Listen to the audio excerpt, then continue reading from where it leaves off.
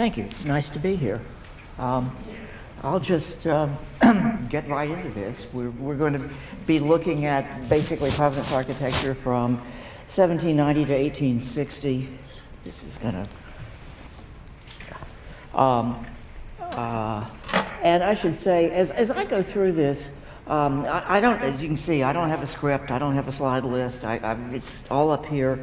But if you've got any questions or comments as I go through, please feel free to interrupt me. I'm eminently interruptible, and I will not lose my train of thought. I remember a woman who spoke at the Rhode Island Historical Society, 30 or 40 years ago, and she got lost in her script, and she had to start the lecture over. So everybody heard the first half of it twice. I'm not like that, and I may make up things as I go along, but anyway, let's get started. We're looking at Providence architecture between 1790 and 1860. One of the things, and I realized, since this is a four-part series, and the earliest part was 17 whatever to 1800, 1770 to 1800, and I was struck in putting this together and thinking about the lectures going forward, that there are so many more images of things. There are things that existed that I know about in the 18th century, but there are no images of them. But with this, beginning in this period, as photography develops, people photographed everything. So it's a challenge in trying to edit out what you don't want to put in, because there are just so many things to deal with. I started here because we saw both of these images last week, or 2 weeks ago in the first lecture. The Ann and Hope at the top, one of the early China trade ships, and the Slater and Wilkinson Mills in Pawtucket. And these are really the two sort of driving forces in Rhode Island's economy, shipping early on and then manufacturing. And I'll talk about some of that transition. Yep. What lighthouse is that, do you know? What? There's a lighthouse on the top to the right of the ship. I was wondering if you go. I don't know. I really don't know. And as with so many things like that, I don't know if what's in the background is actually something that was actually depicted. I mean, so often they concentrated on what was in the foreground and put pretty or picturesque stuff in the background, and it may or may not bear any relation to reality. I think in images like that from the 18th and early 19th century, there's a great deal of interest in the main subject, the boat itself, and what is in the background is probably less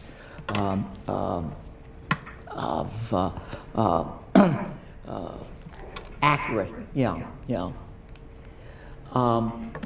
And we have here images that we've seen before, and I'm sure you're all familiar with the John Brown House and the Nightingale House. Both of these are houses built from China trade money, and we sort of ended with getting into the China trade last week. And I have the two of them again in the upper left to say these are sort of the progenitors, the inspiration for a number of houses built here in the early 19th century, beginning in 1806 with the Thomas Point and Ives House on the lower left, the Sullivan Door House by John Holden Green by 1809 in the middle, and then the Carrington House from around 1810 on the right. All of these big houses rising in the early years of the 19th century, and really sort of setting a standard for how rich people lived, and really, in some ways, defining that top echelon of residential architecture in Providence. it's interesting that both the Ives and Carrington houses are masonry, and the door house in the middle is a wood frame building. Providence is largely a city made of wood frame houses. The brick is used much less often. Certainly shows up more in houses of the very rich, and stone is just simply, if anybody can think of a house built entirely of stone from this period, I can't. Certainly not here in Providence. Were there any major fires that would have affected that decision? Providence never really had major fires. It's one of the few places that didn't go through a major fire. There was a big fire on South Main Street sometime in the 19th century, and maybe it extended along 400 or 500 feet of the street. But when you think about how big buildings are there, that's 400 or 500 feet really isn't that long a stretch. So, unlike so many other places, there was no great fire in Providence. Which is one reason, this is completely off the subject, but just by the way, it's one reason Providence continued building schoolhouses out of wood into the 20th century. I mean, every other major city had fires, and it was just a safety idea that you want to build schools out of brick to make them safer. But that never became an issue in Providence. So, Porch in the Carrington house later, or is that Yes. the two-story porch in the Carrington house? I want to say that it originally was 2 stories, and the 3rd story was added within 2 or 3 years of the original construction, so that it has been 3 stories for most of its life. But I haven't researched it lately, but I'm pretty sure you're right that it was built as a 2-story house, and then No, the porch in the Carrington house. The porch isn't original to the house. I don't know the date of the porch. That's one of those things that without, and I don't think anybody's asked the question seriously enough to go and do dendrochronology or however you can test the wood. There aren't photographs that go back. I mean, all the images that I know of show it with the porch, so that's going fairly far back. So, yes. On the current John and benefit, there was a fire that burnt down a house that was supposed to be like the Nightingale Brown house. Yes, it was. Yeah, they were built about the same time. It was the John and his Clark house. I think that's right. And built about the same time as Nightingale Brown and burned around 1850. Yeah. Was it wood? It was a wood frame house, and actually, I'll try to remember when we get there. I will be showing an image of the house that replaced it, because there was a house that was built immediately on the site. I think my head decided at some point that John Street was named after John and his Clark, and that James Street was named after James Brown. But It could be. my opinion. It could be. I've never looked into it. Here we have the John Brown house and the Thomas Point Knives house, built by uncle and niece. This is Ives' wife was the niece of John Brown. Now I can't think of her name off the top of my head. But it's interesting, these houses are built, 1 block apart, basically sited pretty much the same way on John Street, on Power Street, set back from the street, which when the John Brown house was built, that was, really quite a statement, sitting on a big lot and set well back from the street. And it sort of set the precedent for the niece's house, built exactly 20 years later in 1806, and using pretty much the same form. And what you can see here is the difference in detailing of the 2 houses, both of them using a large Palladian window the one in the John Brown house, a pretty strict interpretation of the Palladian window. The Ives house having a what became a fairly not common, but shows up a lot in Federal era houses with some pretense to architecture.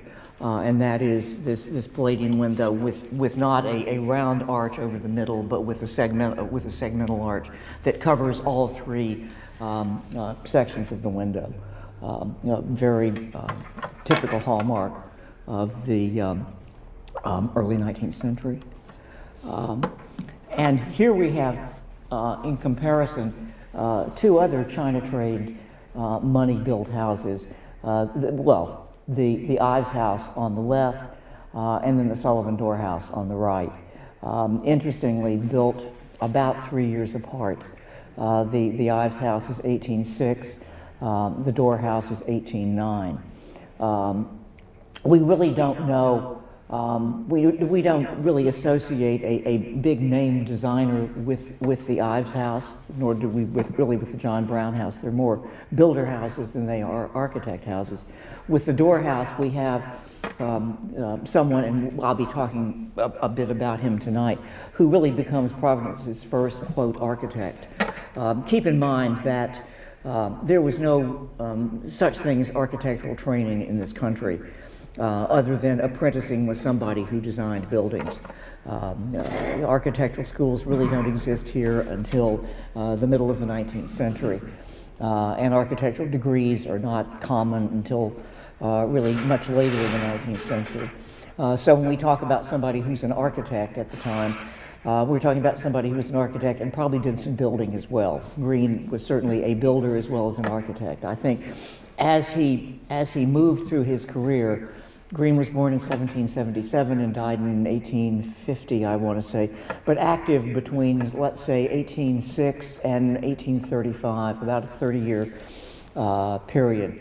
And as he progressed in his professional career over that 30 years, he emerges more as somebody who started off as somebody who actually hands-on built buildings, and then by the end of his career was someone who was drawing drawings and hiring people to draw drawings and hiring people to go out and build. He would tell them what to build, and he would design what they built. His career really reflects the emergence of the architectural practice in this country, or certainly at least in this part of the country, in the let's say first third of the 19th century. And here's these are just a contrast of details from the Ives house and the Door house. And while I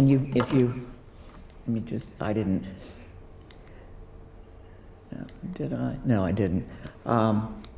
I was thinking I showed porches of both the Brown house and the Ives house. I didn't. But comparing the Ives house with the Door house, about 3 years apart, both landmark Federal era buildings. The Ives house has a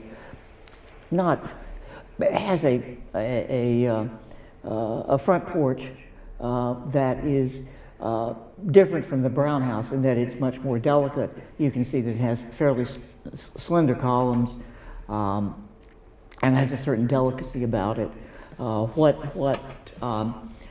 Green did at the Door house on the right is something really quite different, and uses much more delicate motifs rather than slender columns.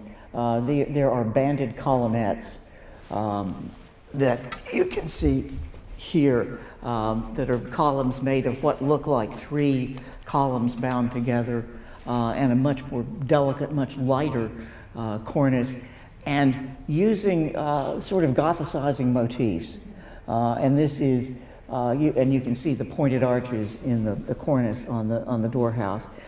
This is really looking back while it looks fresh compared to the Ives House on the left, it is incorporating things that were published in architectural books beginning in the 1740s and 1750s, where Gothic motifs were almost used in a sort of classicizing way. So that in addition to Doric, Ionic, and Corinthian orders, they were adding the sort of a Gothic order and using Gothic motifs in a classicizing way, and that's what we're seeing here.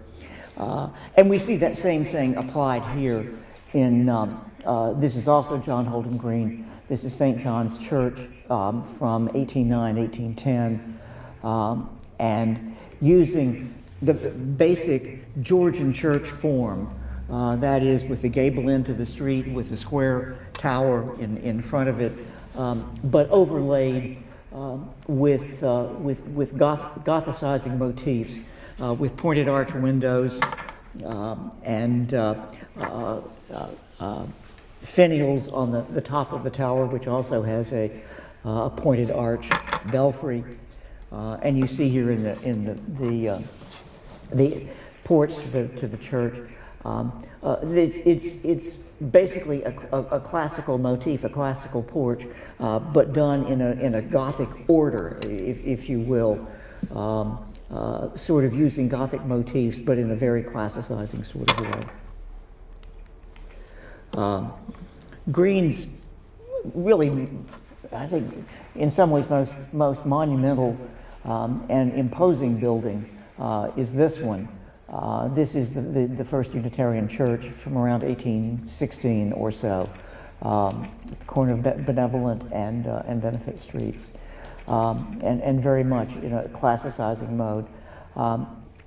I think it looks very much to the churches that Charles Bulfinch was doing in Boston at the same time, and I think of Green as being sort of Providence's answer to Bulfinch, and that's a whole other lecture right there, is comparing Bulfinch and John Holden Green, because when you start looking at what Bulfinch was doing and Green's response to it, it makes for a really interesting, but that's a whole other talk to get into. But I wanted to look at houses of this era. We see the large, imposing door house on the upper left, and the small little house by Richard Burroughs, which may or may not be John Holden Green. Green lived in the house next door to this. This is 29 Thayer from around 1806 or so. Next door is 33 Thayer, which was Green's own house. And they were built about the same time. The house that Green lived in next door has been much enlarged over the course of time, widened, and had a third story added to it, but probably was similar to this. And this really is a fairly standard Federal era house with splayed lintels over the first story windows. You'll notice that the windows on the second story abut the eaves cornice, which is typical of 18th and early 19th century houses. But does this have a, oh, it does. Okay, here we go. That makes it a lot easier. But the doorway is different from what you find in the 18th century, because it has a semi-elliptical fanlight that covers the whole doorway. The side lights are actually blind side lights. They're not covered up. They were never glazed. They were built as to look like side lights, but blind side lights. And this is very typical of this era, with a semi-elliptical fanlight covering the whole doorway. That is, and I'm glad you brought that up, because I've talked to any number of people who come from other parts of the Northeast. And from the Northeast, I mean from, say, Washington, Philadelphia, north and east, who say, this is really strange, you know, you really should put the brick on the front where it shows and put the clapboard on the sides where it doesn't show. This is a practice that obtained in the early part of the 19th century. There are other houses in Providence that are like this, particularly and you'll wander around this neighborhood, that part of Fox Point south of, say, Power Street. You'll find that there are other houses like this as well, and it's a practice I've never seen. I don't know how you go about. I assume, yeah. That seems to me the most logical.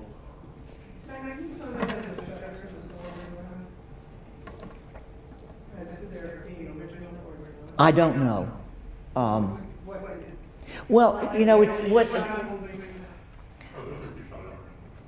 Well, it's because the door house has interior shutters. So my guess is that it is, part of this colonial revival of shutter mania that came about in the probably early 20th century, and everybody put shutters on everything because a lot of houses like the door house had interior shutters, and it's not. You think of interior shutters being put on houses, particularly brick houses or masonry houses that have thick walls. So you've got room there to put. There's enough reveal with the window. The interior, like this, the interior wall is that much removed from the exterior wall, or there's just enough space there that you can do something like that. But there are houses, wood frame houses, that don't have that, like the door house, where there are interior shutters. And so my guess is that those shutters are probably later. Another one of John Holden Green's houses, which is probably one that is not very well known to most people, because it disappeared in 1875. And this is the only image I know of it. This is the Benjamin Hoppin House. This was on Westminster Street between Snow and Aborn Streets on the north side of Westminster. It's now a parking lot. Those of you who've been around for long enough may remember the Hoppin Homestead building that came down in the 1970s. It replaced this, and it was named for what it replaced, which I don't know if it happens other places. Did you say it disappeared in 1875? Well, there are two buildings. The original, this disappeared in 1875 and was replaced by the Hoppin Homestead building. And you may remember, if you've lived in Providence long enough, you may remember the Hoppin Homestead building, which was torn down in the late 1970s, I want to say, maybe 80 at the latest. It was a building, a commercial building, 4 or 5 stories that occupied the whole block, and now there's a parking lot there. And nothing really survives of any of the buildings around it.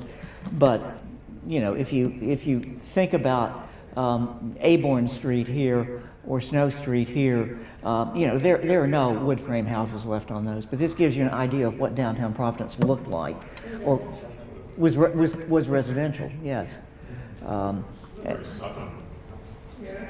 Well, it is, and it is of Green's work. It is. It's really an anomaly. I wish I knew more about it. I wish there were better documentation of it. I mean, it's interesting for this 2-story porch, and it has actually the building has. You can see it better up here. It actually bows out all 3 stories, and then this porch responds to that. And the fence does as well.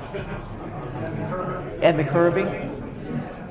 Yeah, this is a building that is I mean, it's very much a building that the whole site is really critical to understanding it, because of the way the site is built to respond to the house. I wish there were more images of this. I wish I knew how the house was organized. You just not knowing.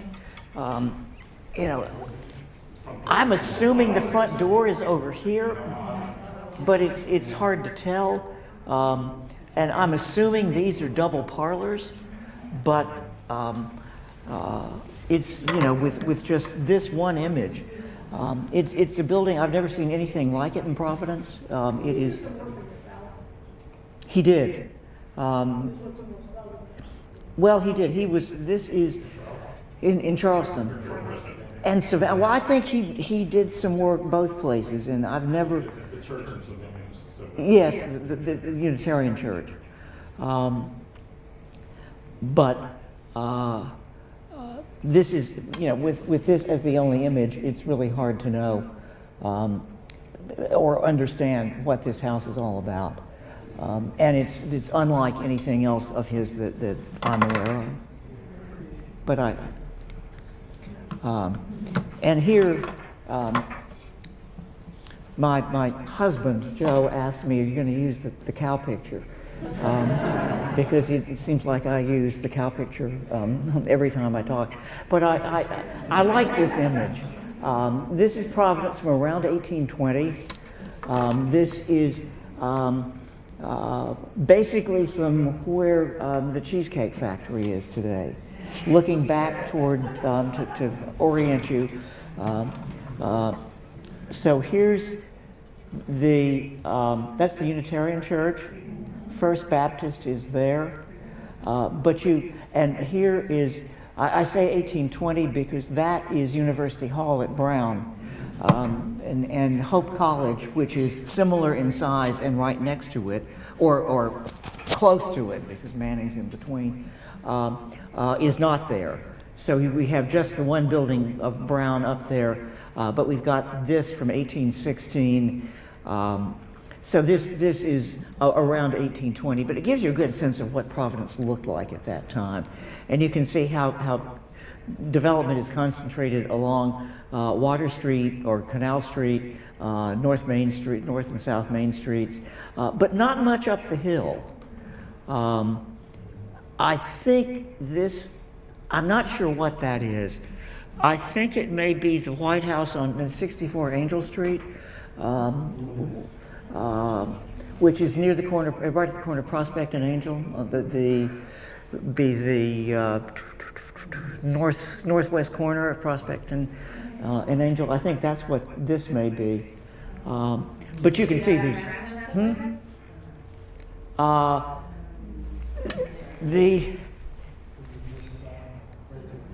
The Brown and Ives houses are somewhere in here. It's hard to. But not the mansion, because that's left behind the church.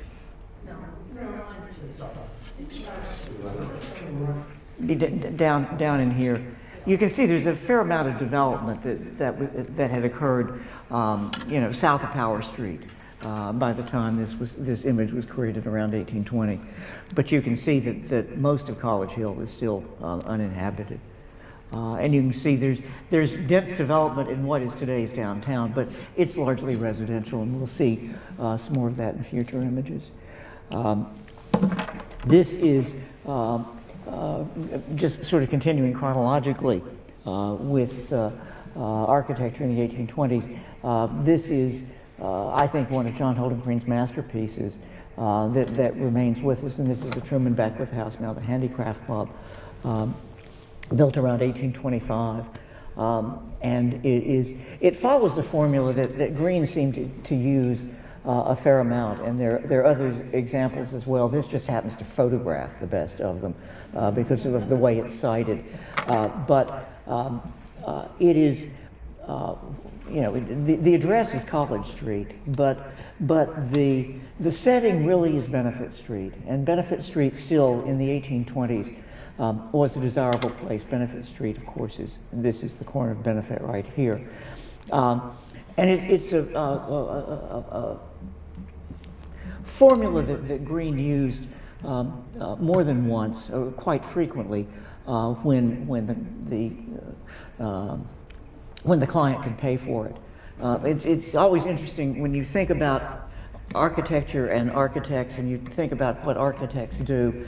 You have to realize that somebody has to pay for it, and so architects get to do only what the client will pay for. So it's not there. So much of what's written about architecture, it seems to me, is written about what the architect wanted to do. Well, it's what the client wants to do that's important, and it's what makes very interesting houses that architects build for themselves. Because they get to design it, but they also have to pay for it. So there's a tension that goes on there within with an individual, as opposed to between two individuals. But this is going back to the house itself, a formula that Green used several times, with the house turned basically to the major street, and then the main block facing a courtyard in front of it, and with the service wing set back from the main branch of the house, and then connected to other service wings, and then basically the barn and stables at right angles to the main block. So you have an L-shaped configuration here of main house, service wing, barn and stables here, with really there are, if you look at it, and you can see it better if you go by it, notice it the next time you do. You have a terrace here that's the principal entrance terrace. Here's another gate that's the service entrance terrace, and then here's another gate, and that is the vehicular entrance. So it's a very hierarchical kind of organization, and I think it has a real elegance to its planning, the way it is hierarchically devised on a difficult site. You know, when you think about building on a steep hillside site, I think this is just a really elegant solution for doing something like that. Here I just have a variety of houses that, to my mind, define early 19th century Providence. And I just show you a few of them. This one on Thayer at the corner of Arnold. This one on Power Street, this on George Street. This, to my mind, is the typical early, not early, second quarter of the 19th century house. 1810 to 1830, let's say, that era. And a lot of building was going on in Providence at that time. And there are a number of these all over well, certainly all over Fox Point, all over up and down Benefit Street. But you'll find them, from time to time, still surviving on the west side of Providence. Downtown Providence was filled with houses like this in the early and mid-19th century, all of which have disappeared. There was one that was still standing in the 1970s when I first knew downtown Providence, but it has long since disappeared. But it's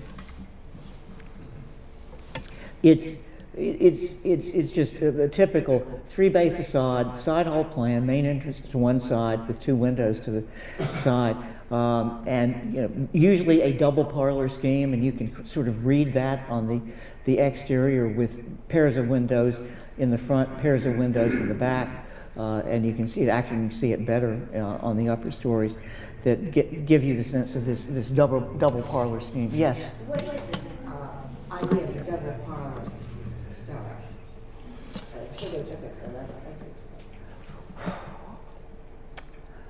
Well, the short answer is I don't know.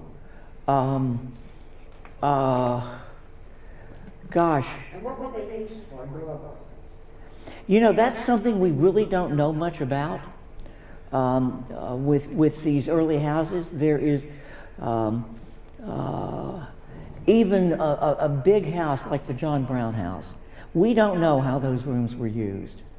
In the John Brown house, for example, it's been remodeled so many times that, you know, what you see today when you go in the John Brown house is an early 20th century interpretation of a late 18th century house, but done for early 20th century uses so that you had a front parlor and a back parlor and dining room and so forth. My understanding and what documentation that I've come across, which is written documentation of how houses were used, is it's just so scattered. You know, the information comes from letters or journals or something like that, and then it's hard to assign activity to rooms. So it's really hard to know exactly how these places were used.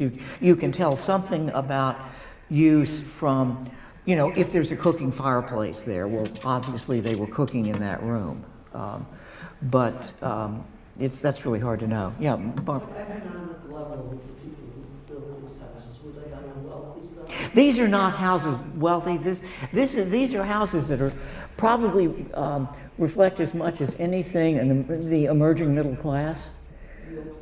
These are not poor people, but they're certainly not rich people.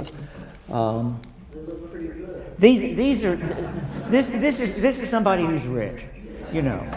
Truman Beckwith was rich. You know, the Beckwiths had made a lot of money in shipping, and then he went into manufacturing, and that's one of the things I should keep in mind to talk about is where the money was coming from, because Beckwith came from a background of shipping money, but was building mills in the 1820s and 1830s.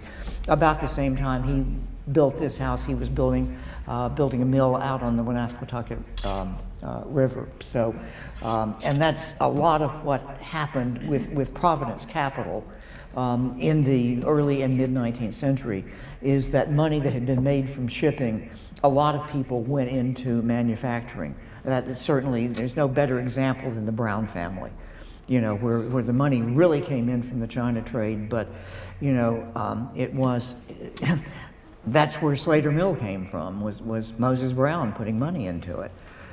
So, you know, that's the people who got rich from shipping early on saw the potential in manufacturing, and that capital that had been accumulated from shipping in Rhode Island. That's really what made Rhode Island so heavily industrialized, is there was a lot of capital that had come in from shipping that went into manufacturing. Sort of shifting gears a little bit, but from the same period, these are houses from the 1820s that are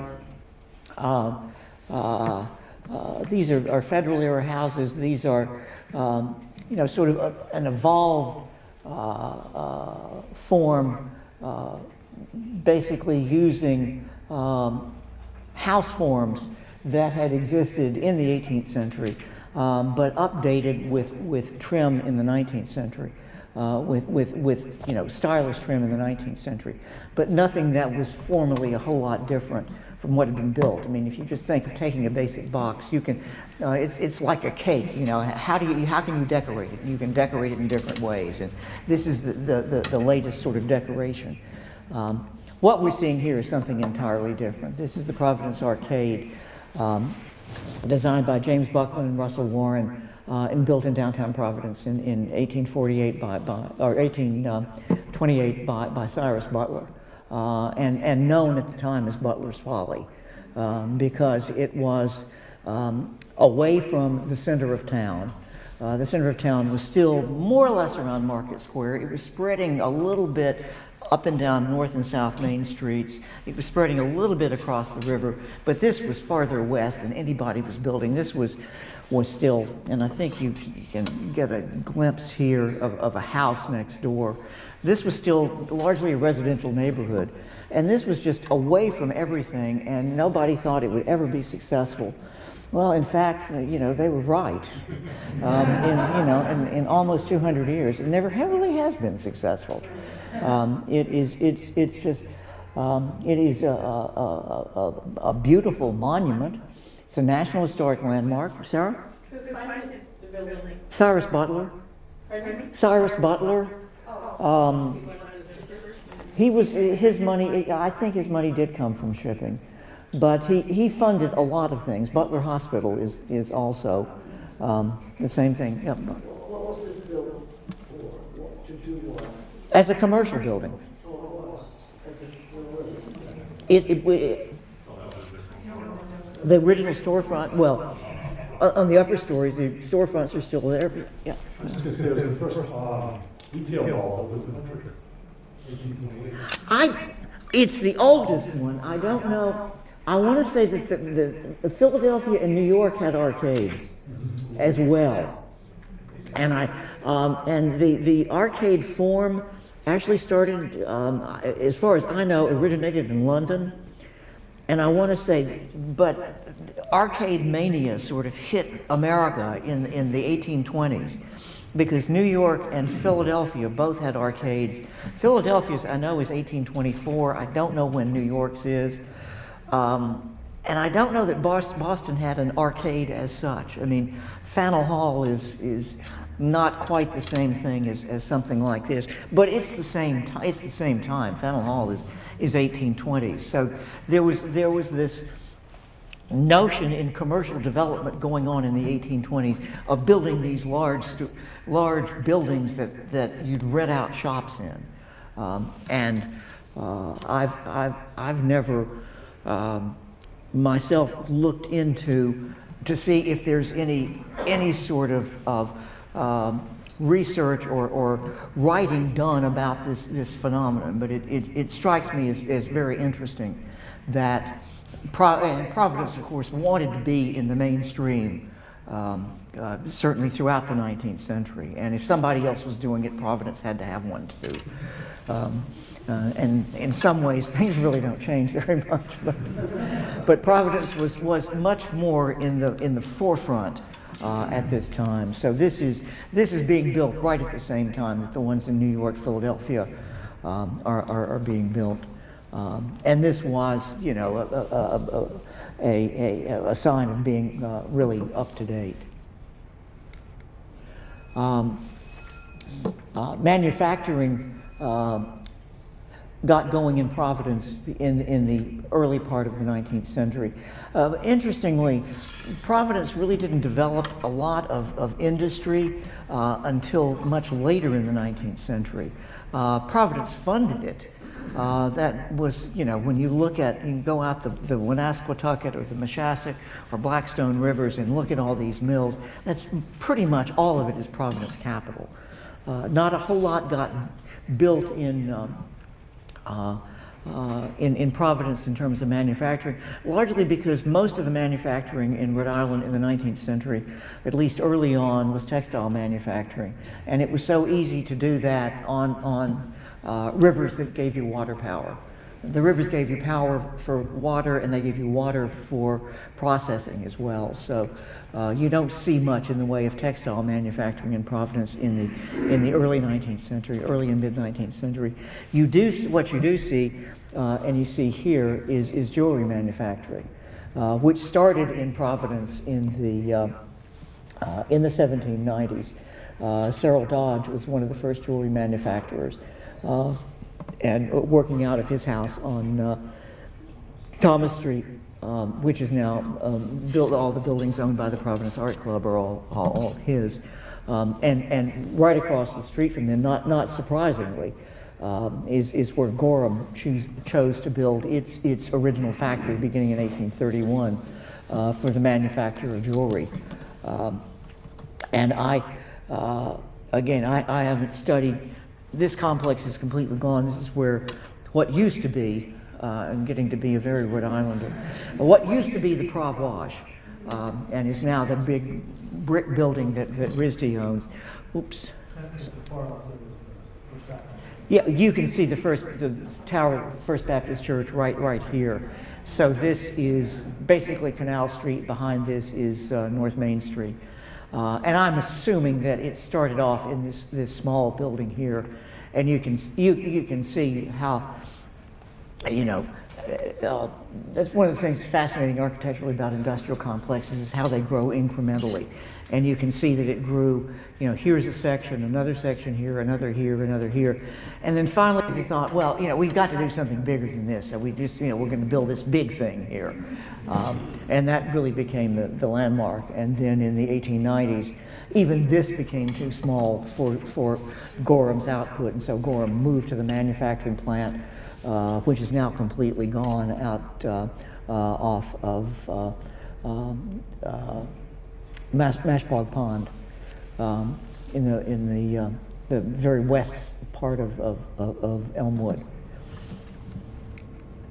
From the 1830s, this is the Beneficent Congregational Church.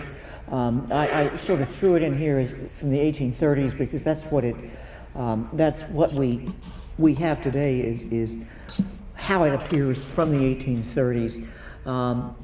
There are a couple of images of it earlier that show what we have from the 1830s is largely is this large dome and the Greek Revival portico that was added in the 1830s, making what was basically a federal era church into a Greek Revival temple-like building. I'm very fond of this image. This is Market Square from 1835, and you can see here the market house, which is about the only thing that's left. But you get a sense of what this, and this was the center of downtown Providence in the 1830s, with a large commercial block here. This is where the RISD Auditorium is today. This is where what used to be the Hospital Trust Company building is now, but you can see this small-scale commercial building, and the building you see right here at the very edge of the image, to me appears like a wood frame house that got raised up and a storefront put under it, which is what happened so often in 19th century, what today is downtown Providence. That was it was small-scale wood frame houses in the mid-years of the 19th century as commercial growth was moving west. For obvious reasons, it was easier to move west because it was flat than it was to go up College Hill. So they moved out. They built new buildings like this one, which is probably 1820s or 1830s, because we know this is 1835. But here's a wood frame house with a storefront under it, and that was a typical pattern in mid-19th century Providence as it became more commercial. Raise the house up and put a storefront under it. You could use the upper stories as offices, and then these eventually became replaced by commercial buildings. Even then, a whole lot of the river was covered. I mean, there's just the. Yeah, right that's. to the left, you can see, I guess that's where the river was actually. Yeah, there's river here which you really can't see, but you can see, how wide that bridge is there. This was probably, at that point, the widest section of bridge across the river. There were other bridges that crossed it, but this is deceiving in some ways because the river was more open. That was the Blackstone Canal too. The Blackstone Canal is farther north of, I thought that went all the way in. Well, it That's further up the sea. I thought this kind of came out.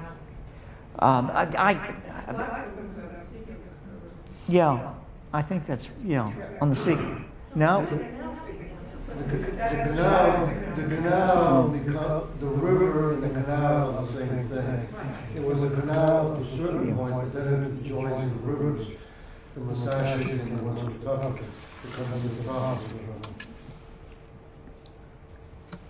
Clark? Do you think the big building, the chimneys, sort of in the center of the picture? This. Is that the corner of Risky though? Isn't there a hotel, wasn't there like an 1812 hotel that was central? That was right there? That sort of was like, could maybe Was- be in front of that? No, this is North Main Street here. Okay. That I know what you're talking about, and it's the end wall of the Franklin House, Yeah. and it's incorporated into a RISD building. It's the Wouldn't that have been at this time? it's behind this. It's hiding it. Yeah, it's right back there. That's where the Franklin House is, and the end wall is incorporated into the RISD building. Sort of like the same form. Well, it is, and I think there was a lot being built there right about the same time.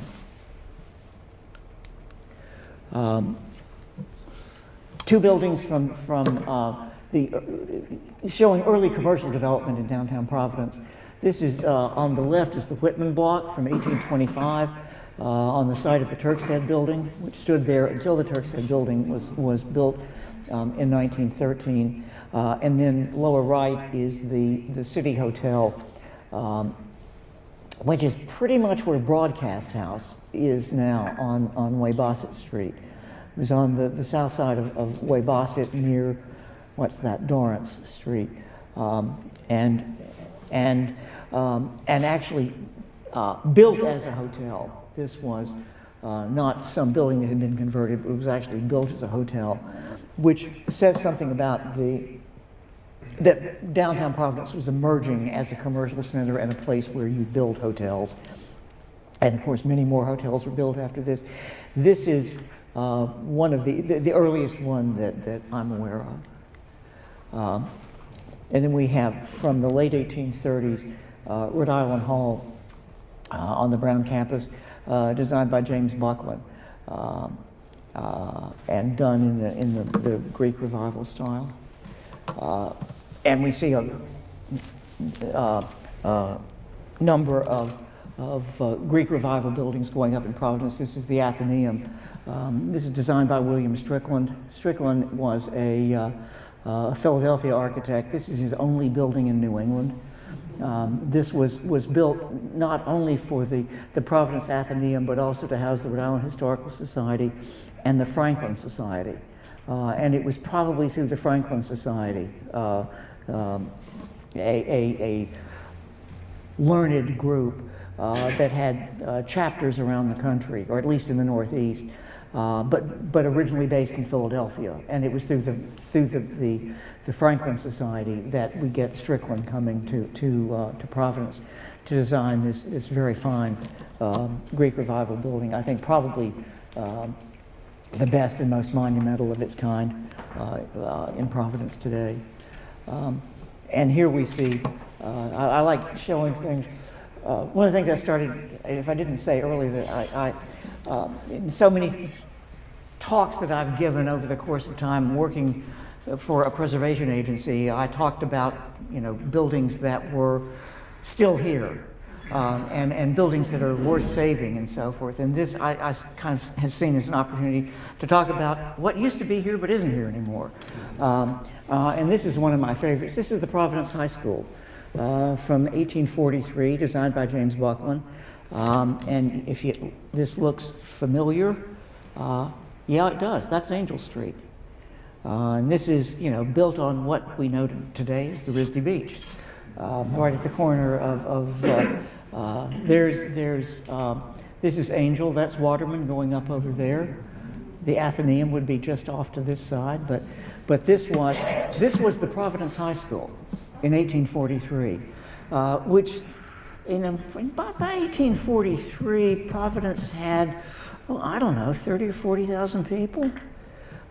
This served the whole population of Providence in 1843, which tells you, how few people were going to high school at that point. That education did not, you think of today, that's sort of the basic is at least getting through high school, but this shows you that not that many people were even going to high school at that time. But this is again another James Buckland building in a sort of Greek revival style. I mean, there's something that's fundamentally Greek about that doorway, and maybe about the windows. But it's a public budget, and how much can you do? So you give it some Greek proportions and give it a little Greek detailing, and that's as far as it goes. This is a wonderful building. This is the Washington Block. And right here is the Providence River. This is where the former Hospital Trust, now the RISD dormitories, are. This faced the Providence River. Quite a monumental building, again built on speculation. Another building designed by James Buckland. I mean, you can't get away from James Buckland in this sort of part of the 19th century, with a wonderful sort of temple front plastered onto the building. You've got a pediment and a cornice and some pilasters, very flat, very thin, low pilasters. And here is probably one of the most impressive buildings built in Providence in the first half of the 19th century. This is Richard Upjohn's Grace Church at the corner of Mathewson and Westminster Streets. Upjohn was a master 19th century architect with a number of churches, particularly Episcopal churches.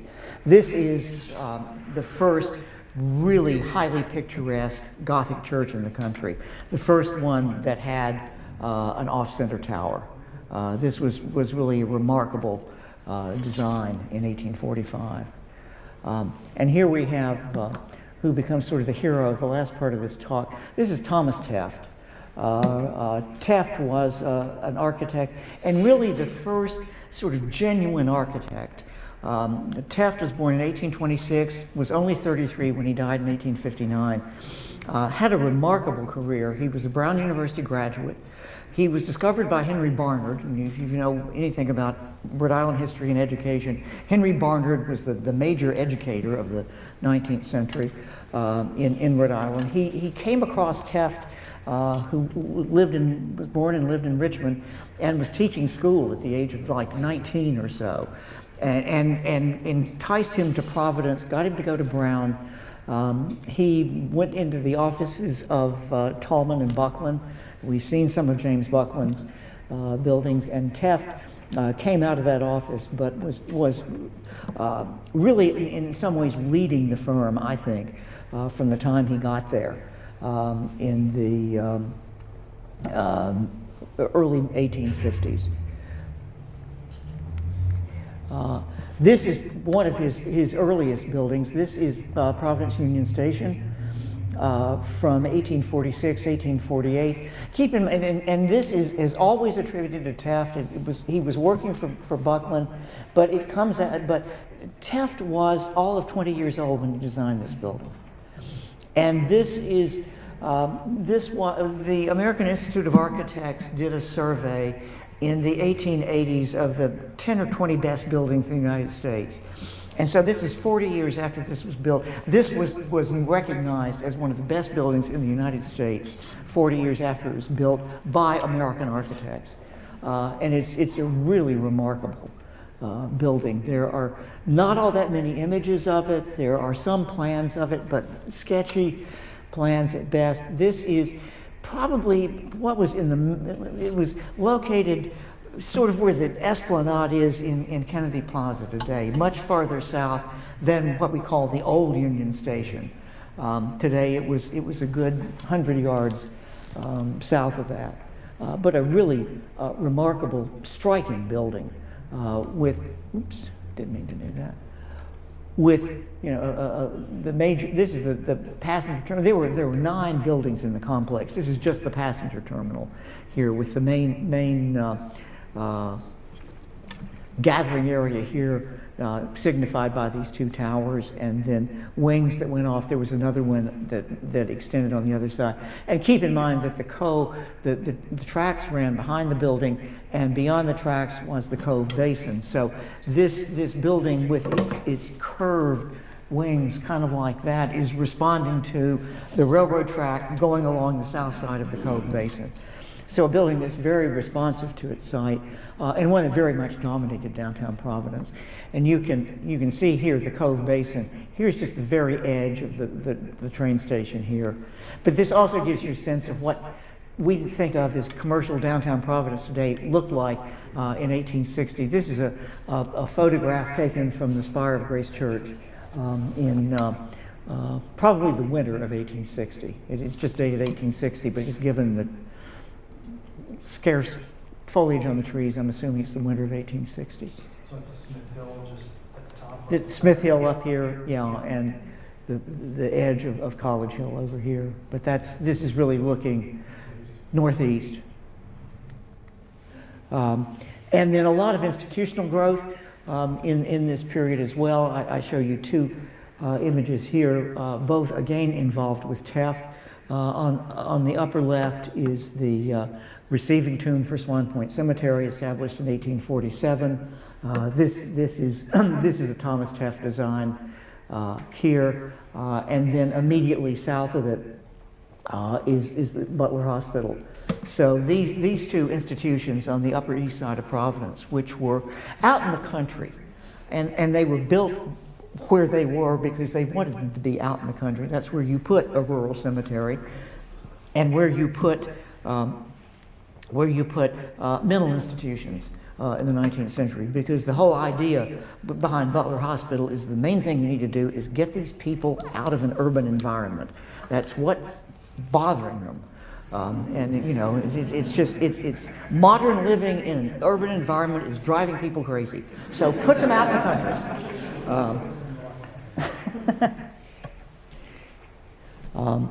And here, this is another Taft design.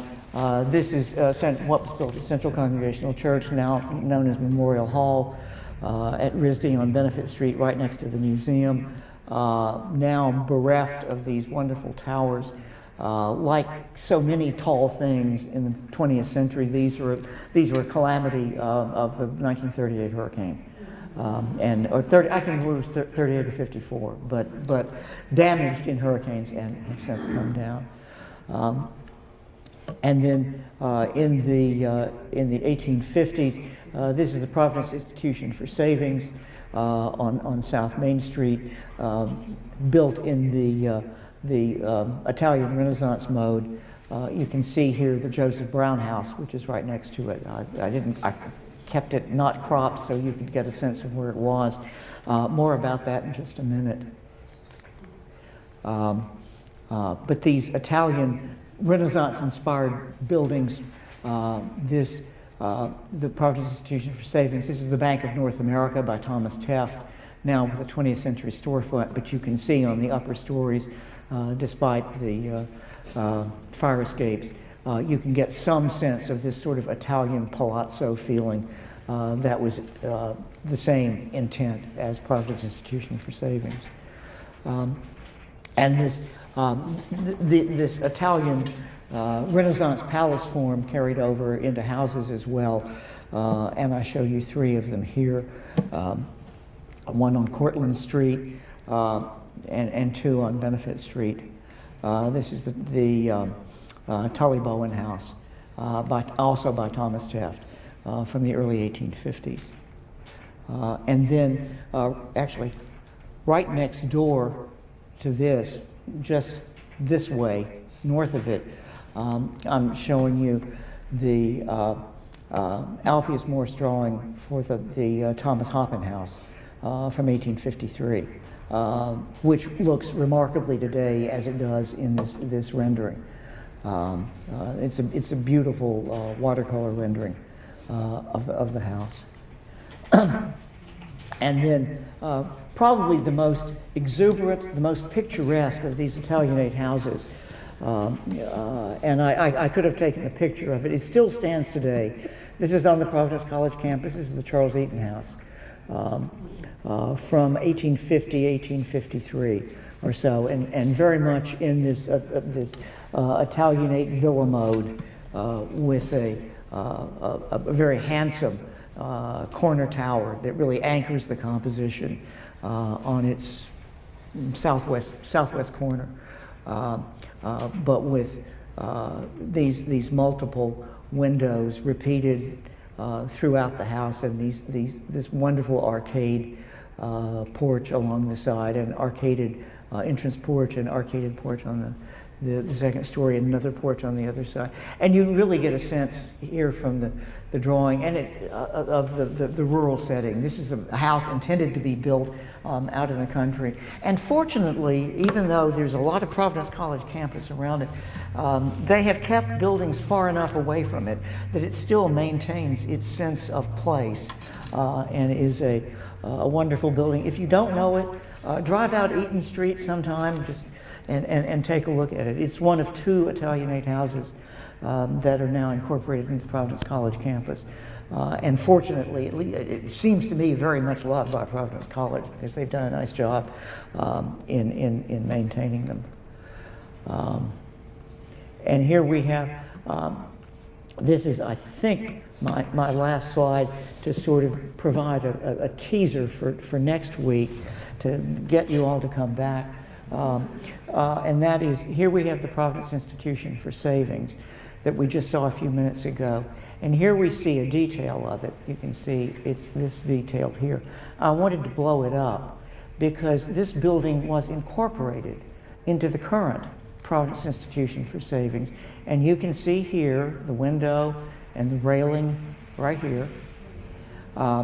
So that they saved this much of it and used this as the inspiration for the new building. It certainly is a building of its time, of the 1890s, but using this little bit of existing building fabric to inspire the construction of the rest of this. And that's something we'll get into next week as we get into revivalism in Rhode Island, because it's one of the things that I think makes Rhode Island such a special place is how the past informs what gets built as we go forward. Thank you.